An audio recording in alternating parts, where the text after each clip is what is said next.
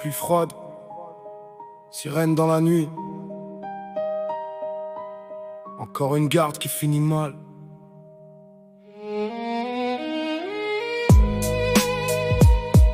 Ah. Ah. Ah. Depuis petit, il rêvait de porter le bleu sur la poitrine, faire barrage au chaos, empêcher que les rues s'inclinent. Pendant que les autres jouaient les caïds dans les allées, lui voulait sauver des vies avant qu'elles soient balayées.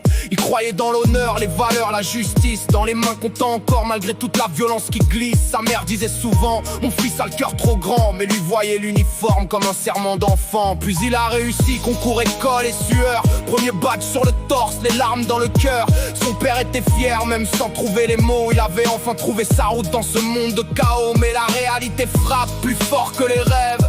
Chaque sortie devient une tempête qui s'élève, insulte dans les regards, haine dans les paroles, comme si son uniforme faisait de lui le symbole. On lui crache aux pieds, on lui promet l'enfer, des gamins filment en riant pendant qu'il garde son sang-froid de fer. Il rentre tard le soir avec l'âme en morceaux, à force d'encaisser, même les murs deviennent froids. Et chaque nuit, son esprit tourne sans sommeil, les sirènes résonnent encore jusque dans ses oreilles. Il voulait protéger, aujourd'hui il doute de tout, même son reflet dans le miroir finit par devenir flou. L'uniforme est lourd quand le respect disparaît, quand chaque regard croisé ressemble à une menace prête. Il garde le sourire devant les collègues le matin, mais à l'intérieur son monde s'écroule doucement sans fin.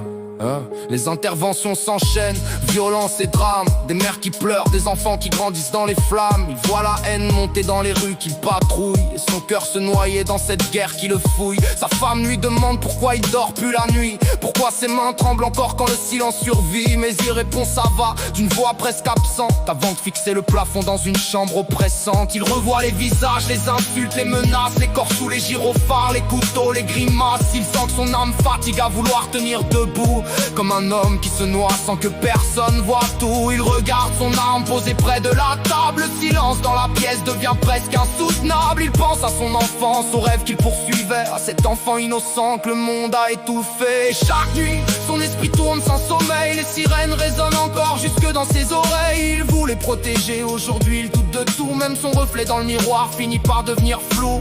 L'uniforme est lourd quand le respect disparaît, quand chaque regard croisé ressemble à une menace prête. Il garde le sourire devant les collègues le matin, mais à l'intérieur son monde s'écroule doucement sans fin. Minuit passé, appartement plongé dans le noir, la pluie frappe les fenêtres.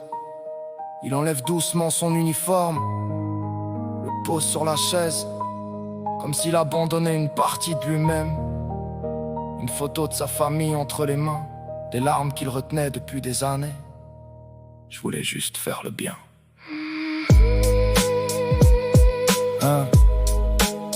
Un chargeur qu'on retire, le métal qu'on arme, puis plus rien.